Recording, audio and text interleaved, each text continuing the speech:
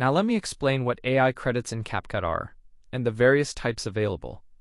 These are internal credits used for accessing AI features in your video editing projects. CapCut's internal currency for AI features is used when you access various tools, enhancing your video editing experience significantly. AI tools for video editing, text generation, creating various covers or images, and even for voice synthesis can enhance your projects significantly, as you see. There are also free credits available, which are provided when you have a limited number of credits. These allow you to explore basic features and functionalities. They are available for basic AI functions for testing, allow you to explore and experiment with features. For example, when you enter CapCut, you find that you have credits available. Now, as you can see here, you can access various features, and here you have options to enhance your projects creatively. For example, you can use your free credits here a little bit to explore various features and enhance your projects creatively. Now, I must mention that there are indeed limitations.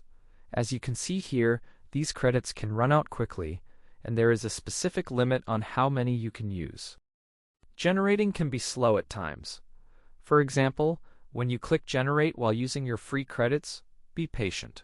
It will take a considerable amount of time. Well, not too much, but still quite a while. Now let's discuss the Pro credits, which are the paid credits available for advanced features. Do they actually provide? Yes, indeed.